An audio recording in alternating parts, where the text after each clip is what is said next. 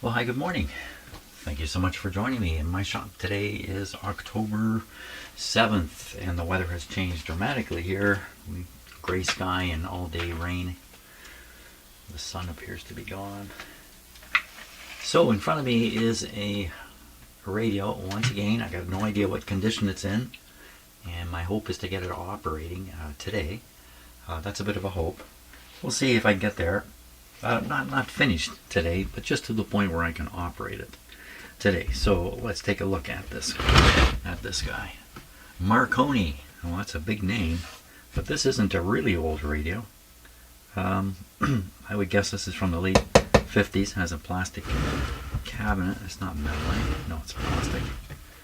Whoa! Lots of writing on the back, and what happened to the power cord there? Look at it. It's completely schmunched. Wow, okay. Well, you're plugging that right in. There's somebody who didn't know how to release a fan shop. What have they done here? Oh my gosh, so this is supposed to be an antenna connection, I'm sure. Let's take it off.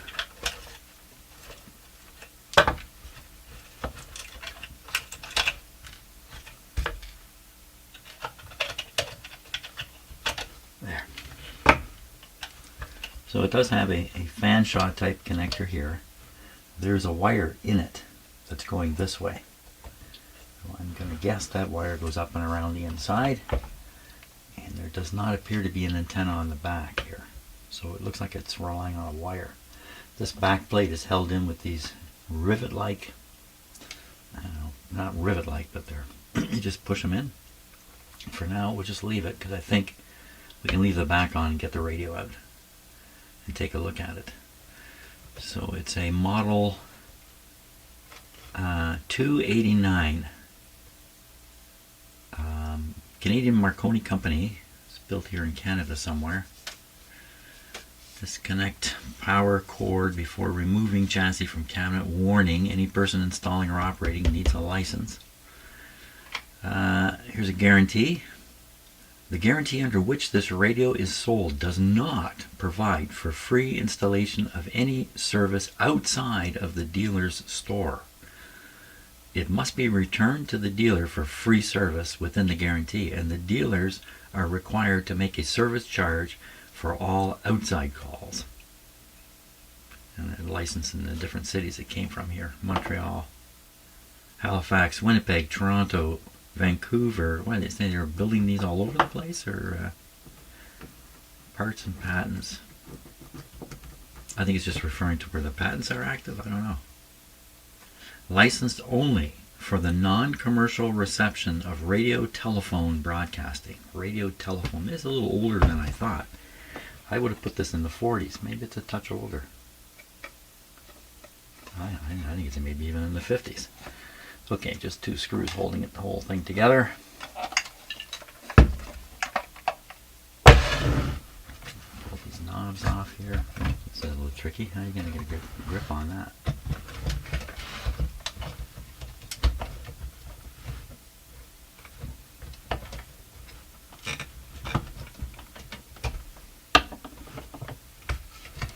Bit of a different color under there.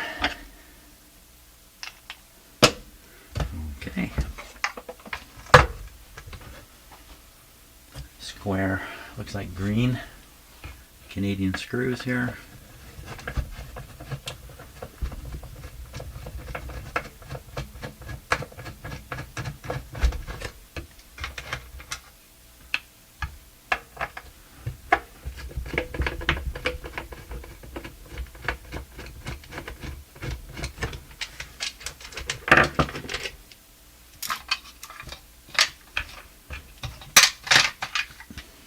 Okay.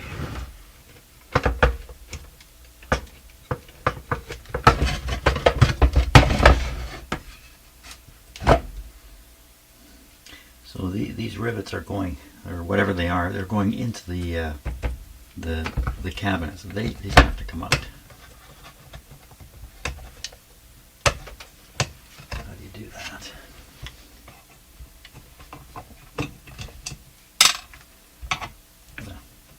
I'll leave that one in.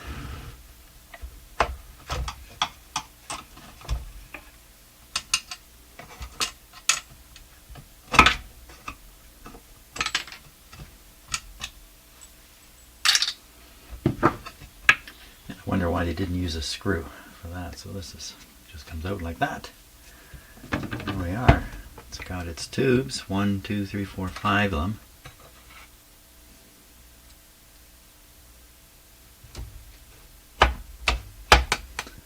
Let's pull it out. Here's this antenna wire. It's soldered to a plate at the front of the radio. Plate not coming. Okay, so we'll disconnect this.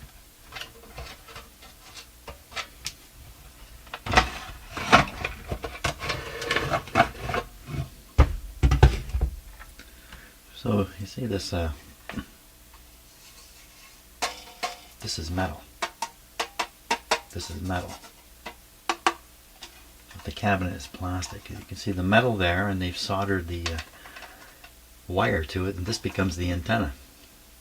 Yeah, good luck with that as an antenna.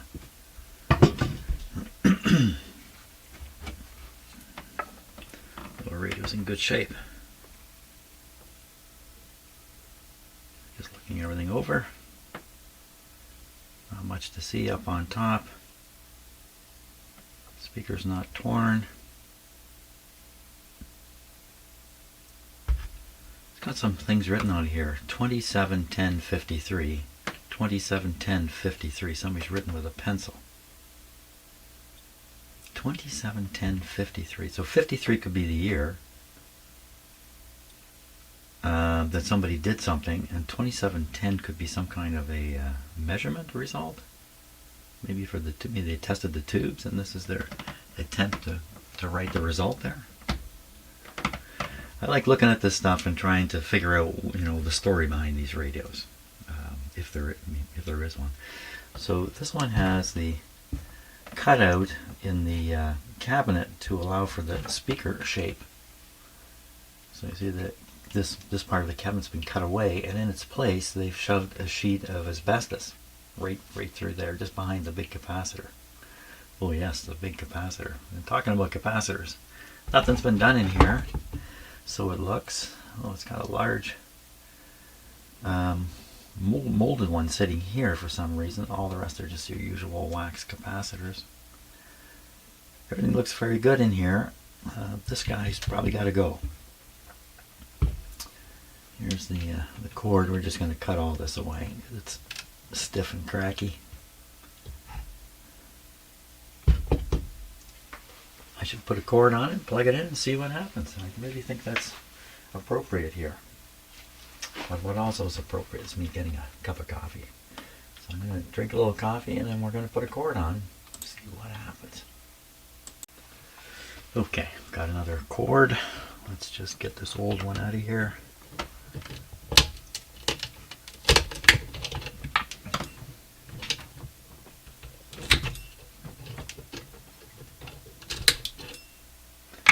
There we go.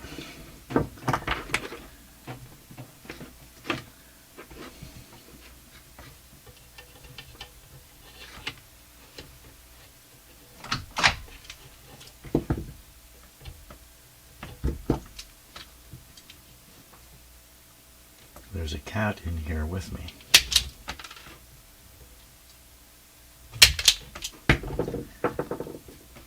What are you going to do? You want to come up? You can't. Oh, I see the problem. If I move this, you'll jump up. Oh, yeah. Okay. So he wants to investigate what I just moved. Maybe I'll put a knot in here. It's not exactly the best strain relief.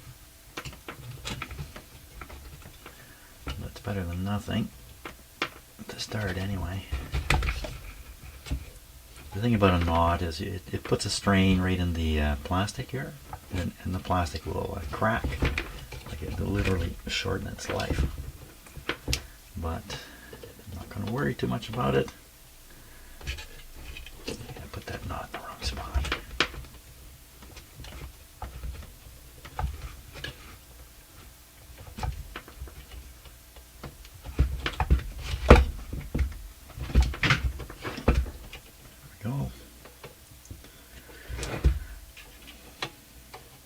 Okay, get the soldering iron up in here.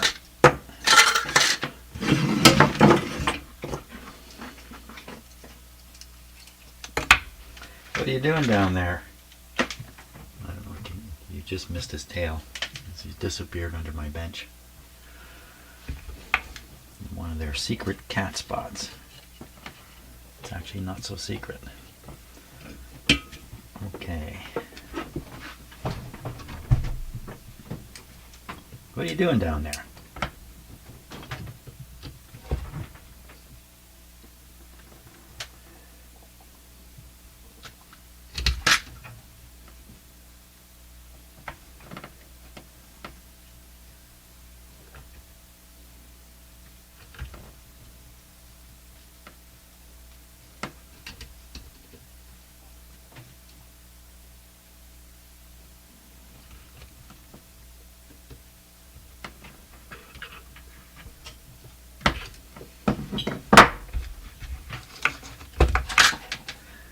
I'm transferring enough heat here.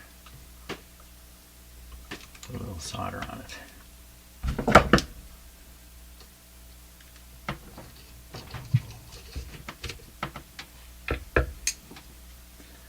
Might as well take the other one off. Back of the switch here.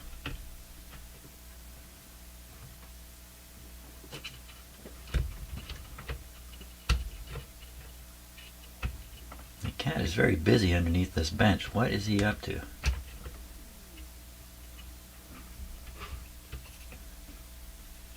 we go.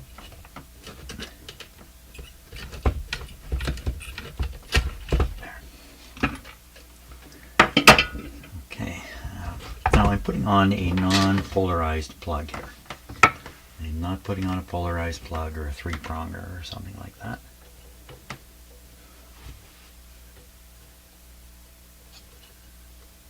So the radio will continue to be a 5-tube radio with hot chassis issues. Now, I don't know what kind of radio this is just yet. Some radios, the chassis is connected essentially directly to the power line.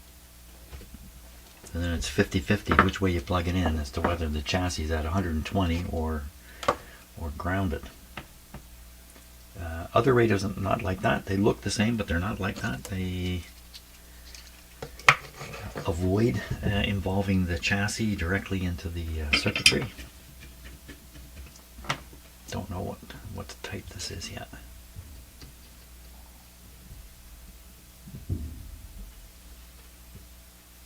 And it's an important thing to know because the way you treat them is different, and the way they treat you is different. Now I gotta get way down into that spot down there. I don't know.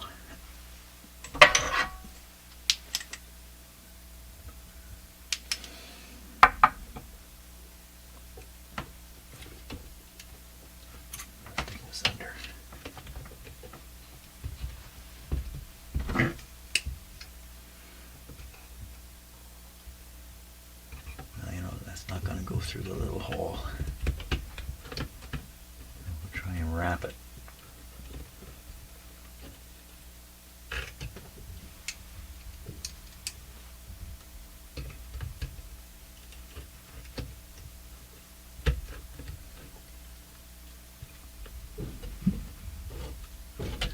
The thundering sound is my cats running around upstairs.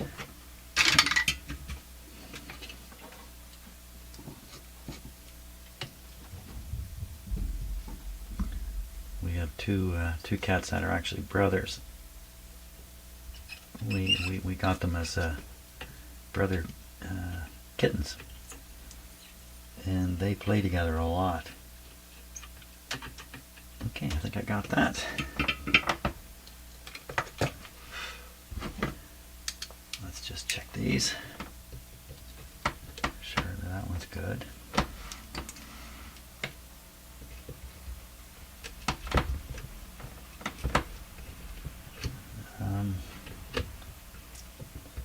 This one's not so good.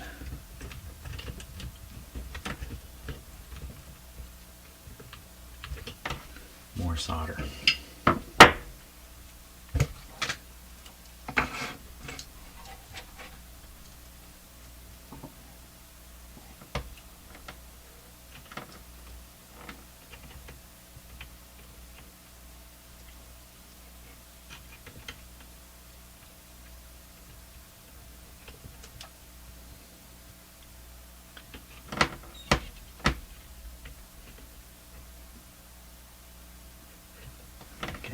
that's got it.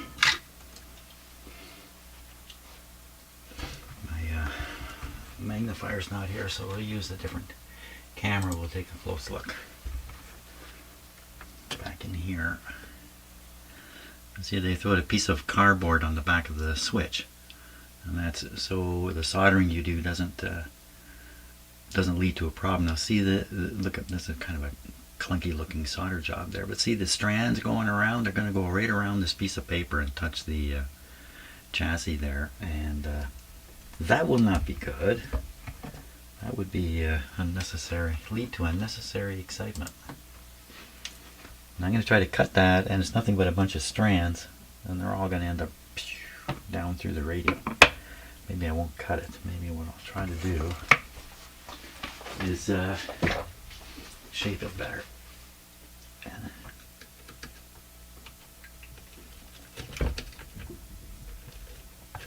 So a stranded wire has this problem that, you know, one lone strand that you can't even see can find its way somewhere you don't want it to go.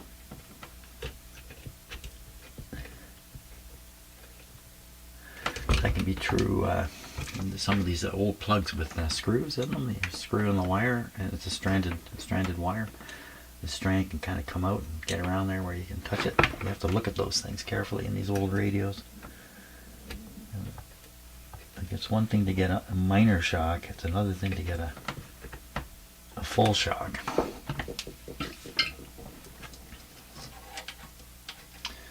When I was working, I had a chance to meet with the coroner in Toronto concerning a electrical injury that had happened, and that guy pretty much read the riot act to me about getting electrocuted.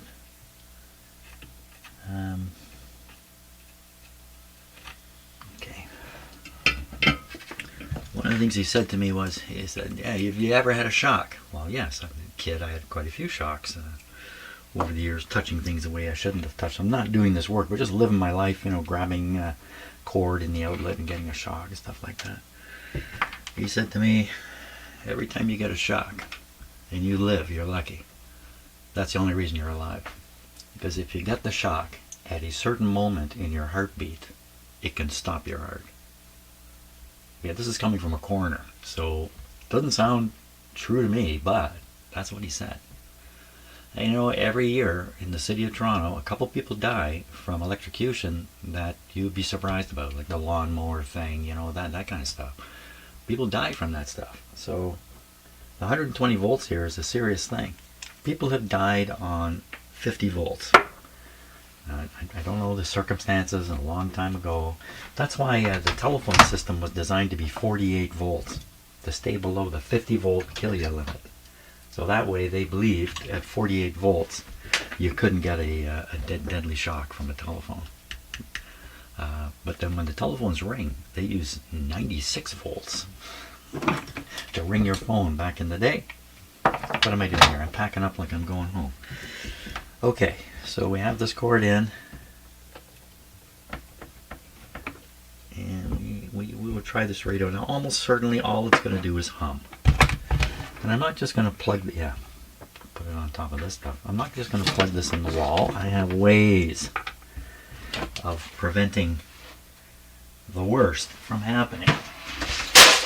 And that would be like knocking something over like I just did and spilling a bunch of nuts onto the ground.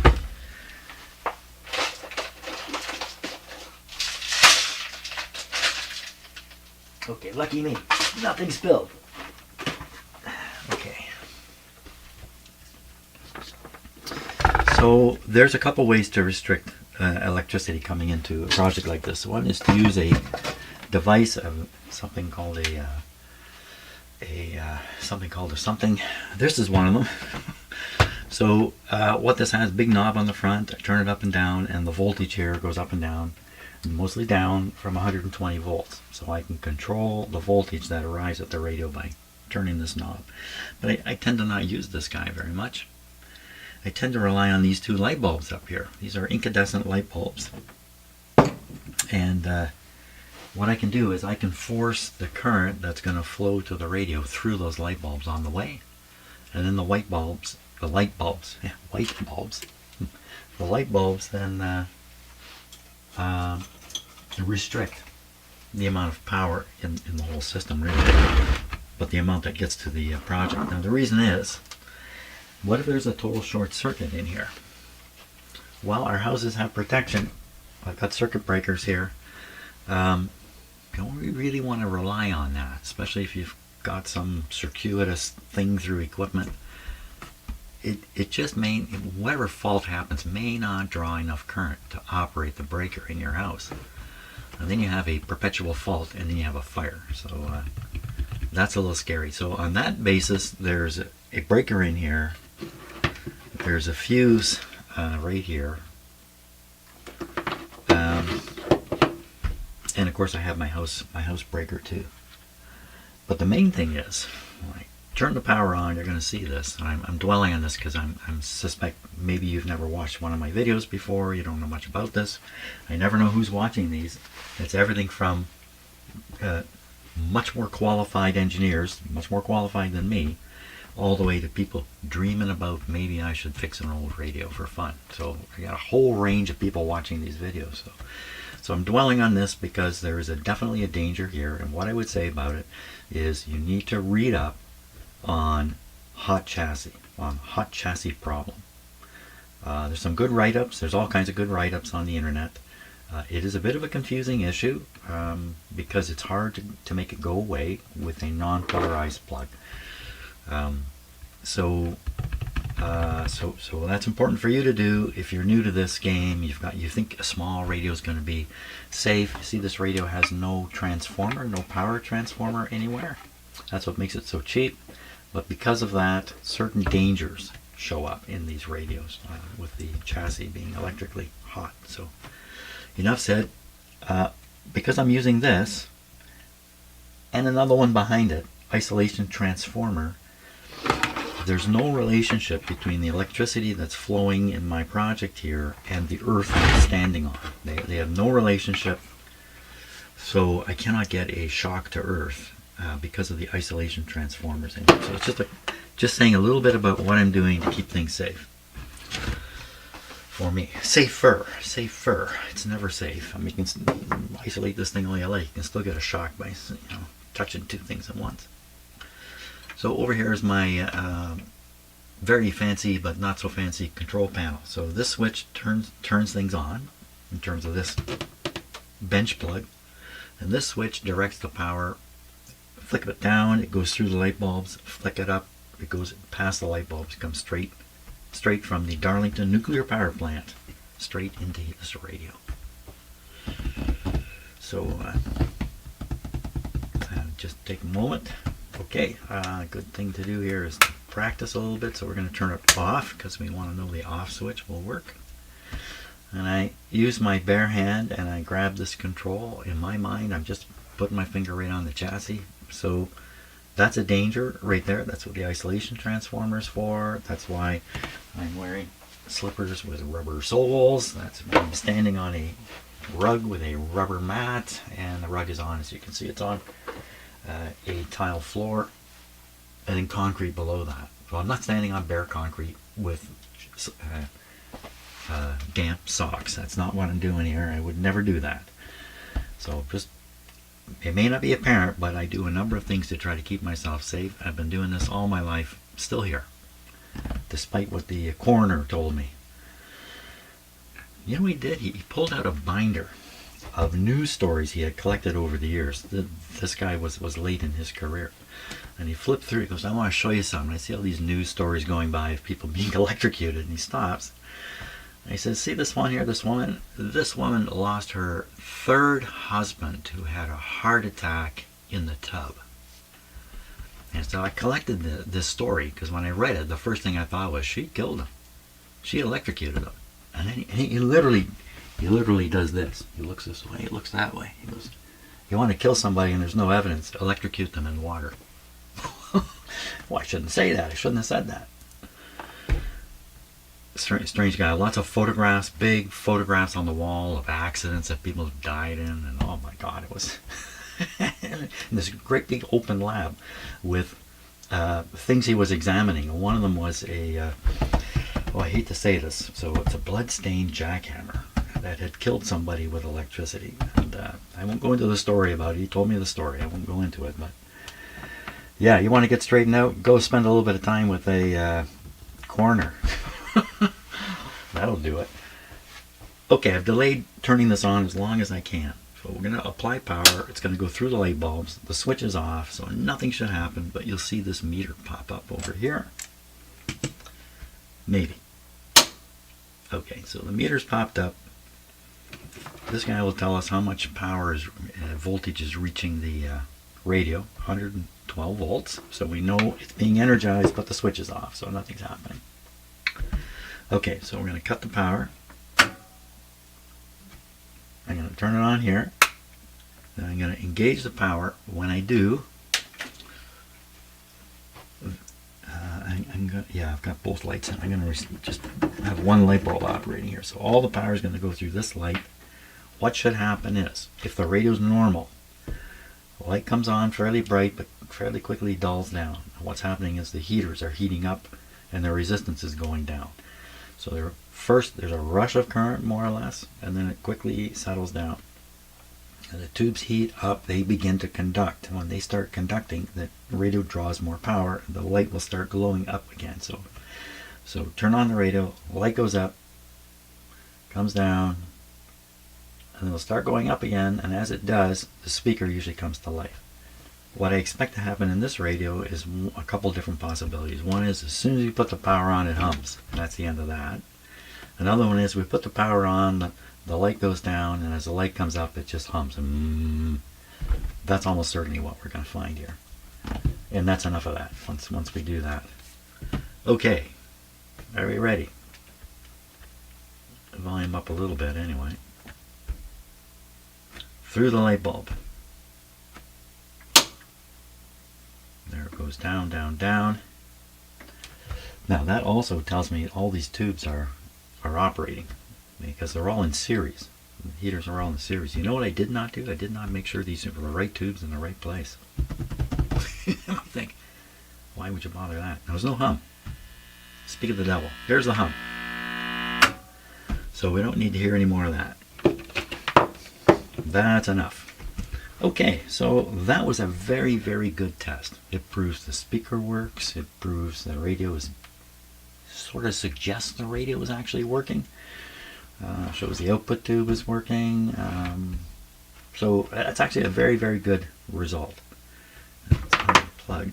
What we got to do is I got to get rid of that big yellow monster there and replace it. And I'm willing to bet. What would I bet today? Today I will bet. This is a Republica de Cuba, a Cuban coin here. I will bet 10. Well, what do Cubans use? Castillo? Oh, I think this is the picture of the. Can you see it? A picture of a big, looks like a castle or something. It says here, Castillo de. I don't know what. Okay, that's at risk. Of course, somebody has to come and collect it if I lose. So I don't think I'm going to lose it. That guy next, I will replace it. Okay, let's remove the old capacitor here. I want to preserve the wires for use. I'm going to cut it close.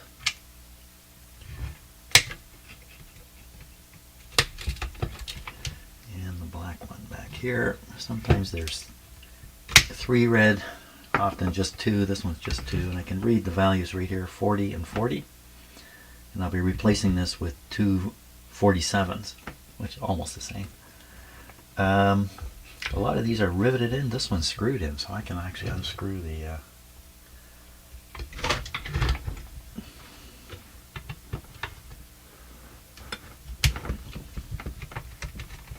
looks like this is the same screw that's holding the speaker.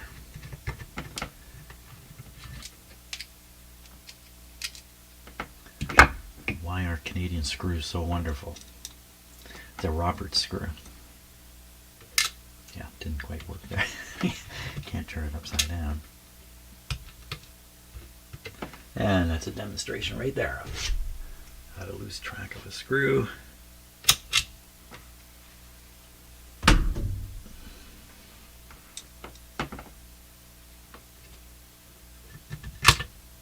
There we go again. See? I'm promoting Canadian screws, not doing a good job of it yet.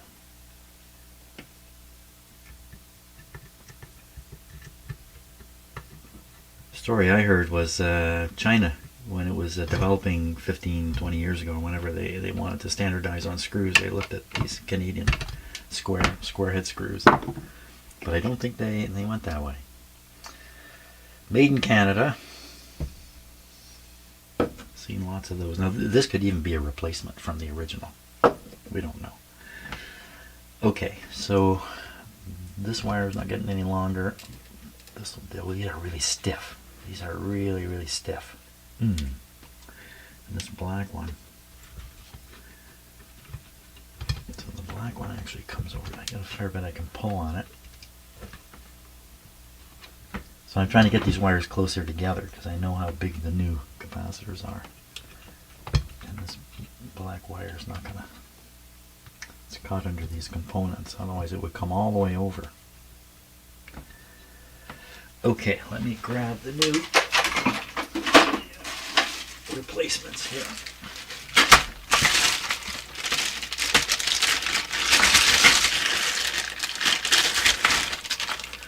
So these are 160 volt capacitors, 47 microfarads. They, was I going to say something there? So what I do is I take the negatives and I join them together, like so. And what I want to do is I want to get this black wire onto here and the red wires onto there. It looks like, and I'd like to attach these wires right up close to the capacitor so there's no exposed wire. I think I'm going to have to do, I'm going to have to maybe attach them. I'd have to replace these wires, which I'd rather not do, or replace the black one to get more wire so I can put this up where it needs to be. I think that's probably the way to go. So let's see if I can strip these red wires. Maybe not, because if I bend them too much. Now these are cloth covered wires. They have like a rubbery insulation inside, and when you bend them and you hear the cracking, it's not the cloth, it's the inside. I want to do this with just the right length. There we are. And do the other one too.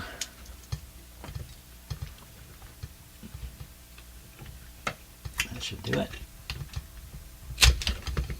There we are. Perfect. Probably because the rubber is kind of crunchy, it's easy to crack it and pull it off. Okay, that's good. And a little bit of black wire. What if I think I can use this wire? Can I pull it up? Well, hello, Bert. What are you doing today? Can I pull this wire? This one's pretty flexible. I can pull it out and get it up. That'd be great. I doubt I can do that. This wire, if I don't use it, I'm going to have to cut it away anyway.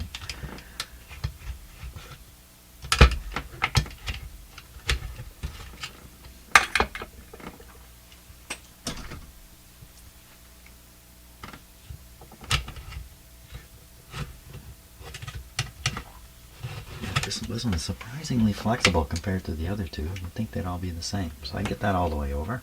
That should work out good. Now at this point we have to decide what's going on with the chassis here. So as I've been doing this, I've been looking around and I'm not seeing any parts soldered to the chassis, any electrical connections made down to the chassis. And somewhere there will be at least one connection. So I'm looking for it now. I want to find it. I wonder if it's this unusual capacitor here. Doesn't look like it. Looks like it goes to this terminal here. Somebody's tied to the chassis. The tube sockets come with little places to attach wires, and I see this one tube socket is soldered to the chassis, but the others are not. And I also notice, see these center posts? These are often grounded. None of these are grounded, except again this one. This one is soldered and grounded. That would be a likely place to hook up the a capacitor to the chassis. I don't see any. So there's a big blob of solder here, but I don't see anything connected to it. What are they doing with the chassis in this radio? Let's look from the... So, you know, this is an interesting point here in the back of the switch. Look at how much stuff is connected to it. All kinds of stuff. And any of this stuff somehow finding its way to the ground. I don't see anything. You notice there's rubber grommets here underneath these screws, and this is holding the capacitor. The capacitor may be isolated away from the chassis. And that's common in these radios too, and that's a good spot to get a shock. You're touching the capacitor chassis. Look, I found it. Here's a terminal sitting here with a wire onto it. So this is more part of the antenna system here. That's a wire. So this is connected right to the chassis. I'm gonna have to get the schematic out and look at it. Is there something up on top here? Somehow the chassis has been dealt with electrically. So this fanshaw connector is not right on the chassis. It's insulated or isolated from the chassis. The only connection I found is this one up here. Yeah, before we go further, I think I'd like to know better what's going on here. You can see this big connection made to the side of the capacitor here and coming around. It's not tied to the chassis. There's that chassis connection right there. It's common for the antenna system to be tied to the chassis, and I don't fully understand that. But on a lot of radios, the very front end is really involved with the chassis a lot. Yeah, I'm going to see if I can find a schematic for this guy. It was the model 289. Okay, I'm off to hunt down a schematic. Okay, let's take a look at Radio Museum. I'm a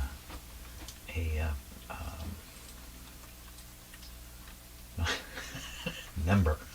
Wow, I'm a member of Radio Museum. So here's the radio. Quite clearly, that's the same one. And how about that red pointer? Yep, I'm just looking at this red mark here. Yeah, that's on mine too. There is a brown version, and you see here on this particular listing, there's no schematic. But there's another listing for this radio. This is the 289A.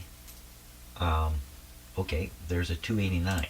Now, my radio says 289 on the back of it, but it's not brown. It's the light color. But here on this record at Radio Museum is the schematic. And quite a bit of information here. Schematic. That would look like an alignment chart. This is the parts layout chart. And I don't know what that is.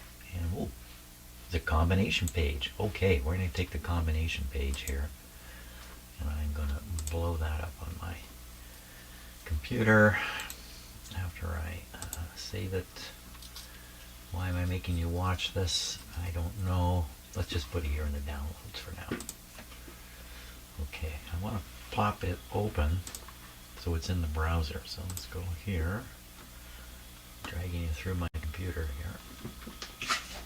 Downloads, and there it is. All that noise you just heard is my cat's racing around. Okay, here we are. Very good. Now we can study this, and we'll try to find out where the chassis connection is. So there it is right there. So there is a capacitor here. So all capacitance in whole numbers in picofarad, unless otherwise noted, and those in decimal numbers in microfarads. Not the best English there. All resistances in ohms, unless otherwise noted. K is 1,000. Why would they even tell you that? Because sometimes K actually means, M actually means 1,000. On older schematics, here's a chart here for doing the alignment. Looks pretty simple. Some other voltage reading information. Well, that's interesting. You don't usually find that on these little radios. And the layout. The oscillator coil aligner. Yeah, oscillator. Yep, that's there.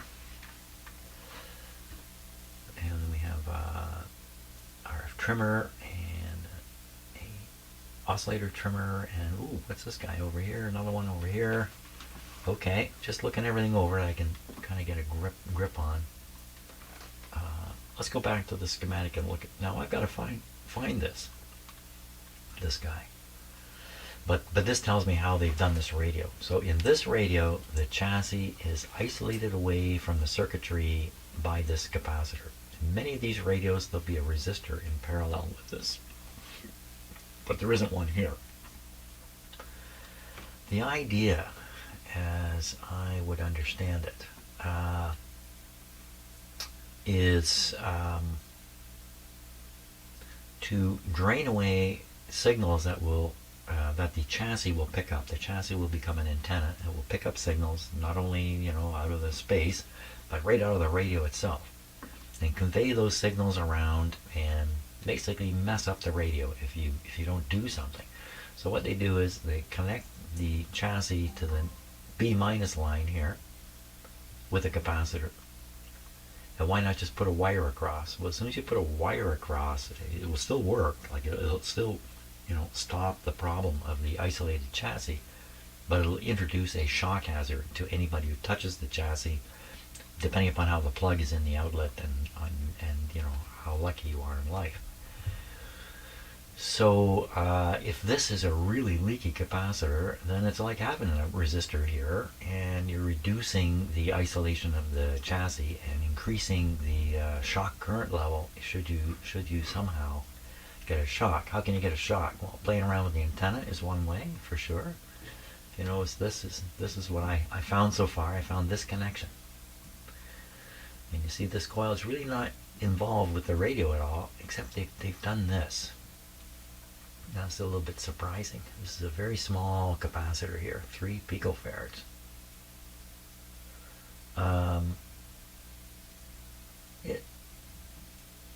Well, I guess they discovered this benefits the radio to some degree. Exactly how this is benefiting, I don't know. But this then becomes a connection into the radio that you could draw a shock off of. And it just depends where it's going. Who knows where it's going? It all depends which way the plug is in. The thing about the antenna is, in the old days, people had a wire out their backyard. Everybody had a wire antenna hanging out their backyard, and the wire would come down, so you go out in the backyard, you pick up the wire, you're shuffling around in your damp sock feet, and the next thing you know, you're electrocuted from the radio in the house. So I think that's the concern that they're trying to control here.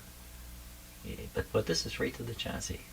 Of course, the chassis gets its power back through a capacitor here. So if you were to ground this out through your feet, the current would flow through this capacitor up through here. So you still receive some protection, that you won't get as much current as you would. If this thing were solid, this would be really dangerous grabbing onto this antenna. Really dangerous. And people would get shocked and electrocuted. And it probably happened. It probably happened a lot. I would think, back in the day. Because how many people understand this stuff? Well, nobody. These radios were built in such a way that obviously people who don't know what's going on won't get a shock unless they accidentally defeat the features that were put in here. Yeah. And yeah. Okay, enough talk, because everything I say you got to take with a grain of salt. Hopefully, I'm triggering interest, and then you'll do more research on your own to get the answers, the correct answers straight. I got to find this capacitor before I go any further. Let's go looking for it. It's where it's shown here doesn't mean much about where it is in the radio. Let's go looking for it. Show me that capacitor.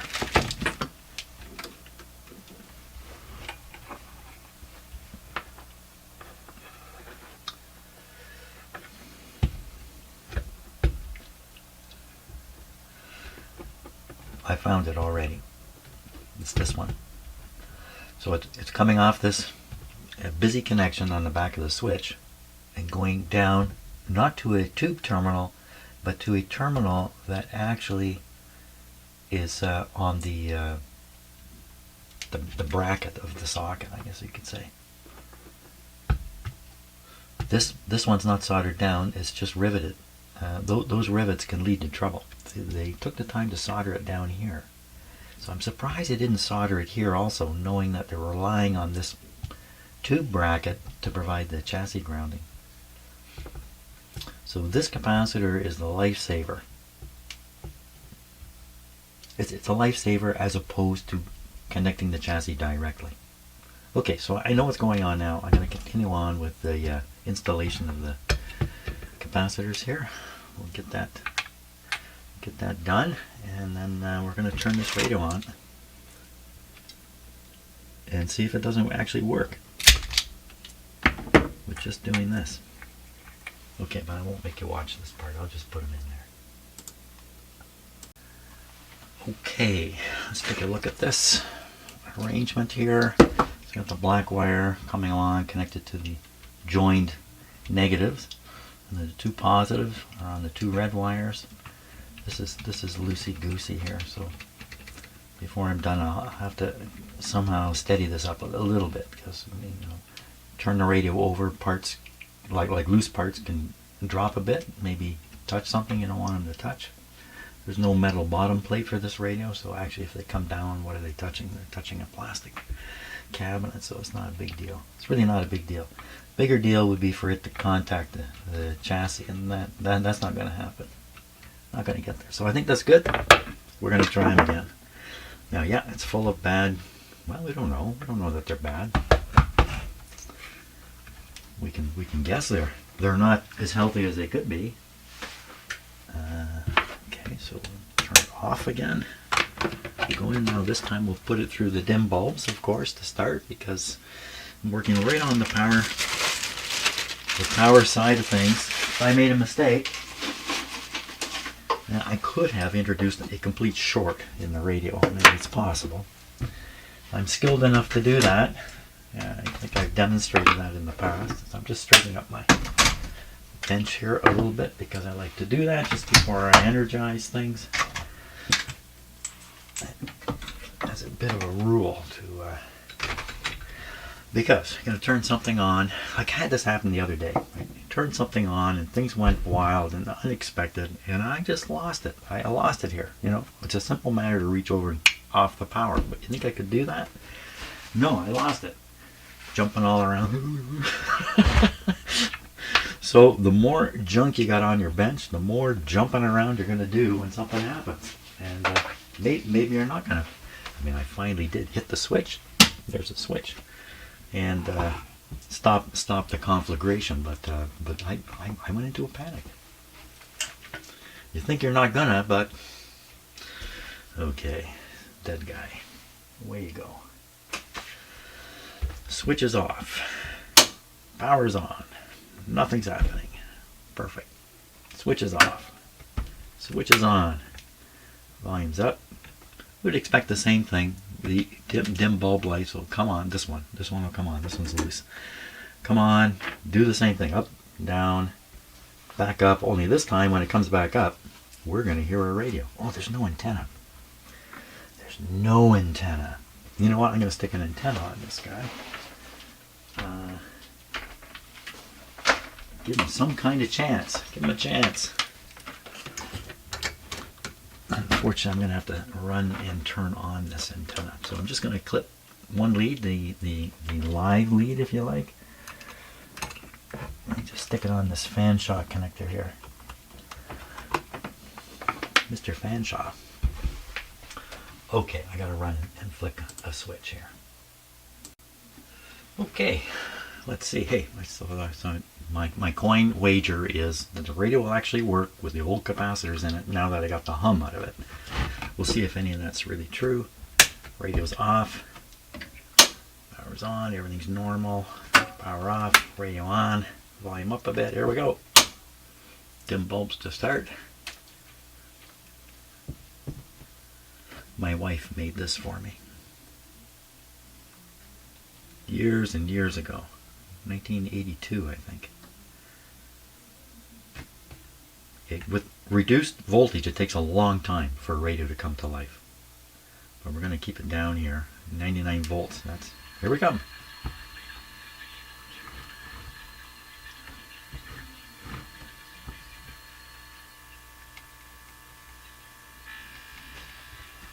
Guy's hard to tune.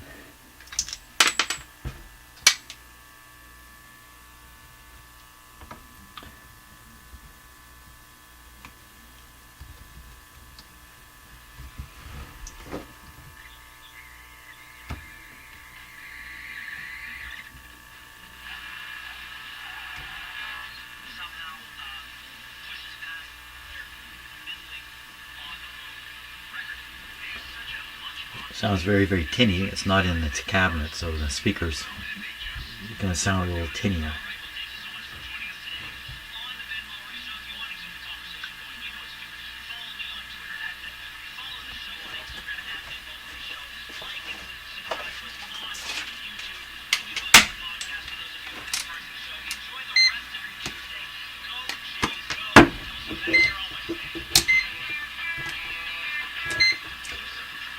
AC.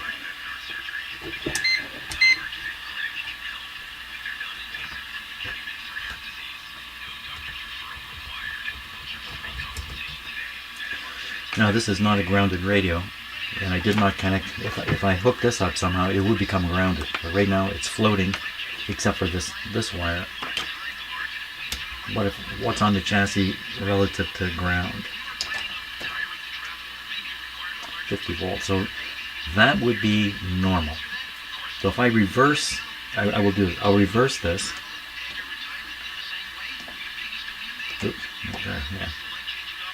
And we should see the other 70 volts.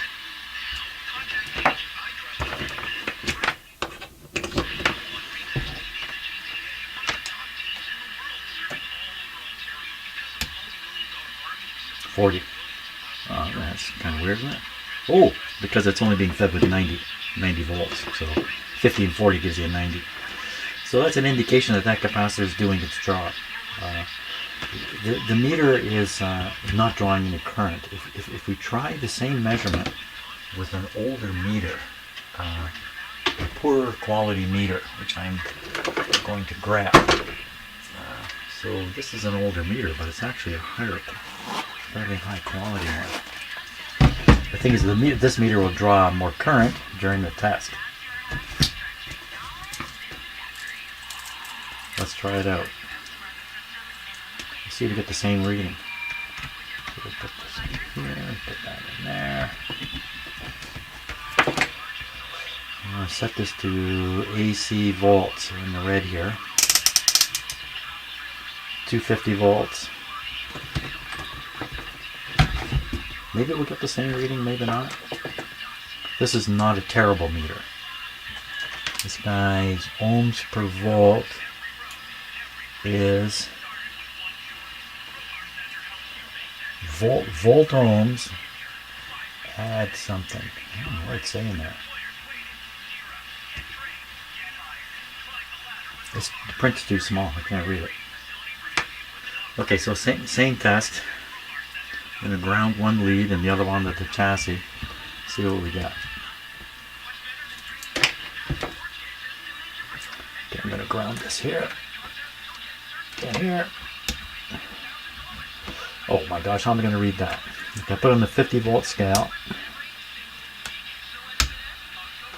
So on the 50 volt scale, this is reading 10 volts. And I said, well, how come? How come? Well, the voltage is dropping across the capacitor. This meter here draws almost no current. This one draws a bit of current to operate the meter. And that current draw is enough to cause a voltage drop on the capacitor. That's how I would interpret all this. It also indicates what would happen if you shorted it right out. Nothing. Nothing would happen. If I take a wire from here and just touch it to, nothing's going to happen. If when I did that first test, when I got the 50 volts and the 40 volts, if I'd gotten 90 and 0, yeah, that would indicate that the capacitor that's protecting the chassis is not doing the job anymore. It's a pretty cool meter, right? This one here. I'm going to put the close-up camera on it. We'll take a look at what it says on it, because that's a pretty serious meter. Back in the day, this would not have been cheap. Okay, it may take a moment for the focus to go. No. Let me turn this radio down. Oh, it is down. It's another radio you cannot turn the volume all the way down.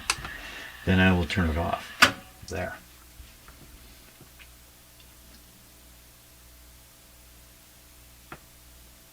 So nothing too interesting down here. When we get up here, things start getting interesting because there's lots of writing, like here. 0 dB at 774 volts on the 600 on a 600 ohm line.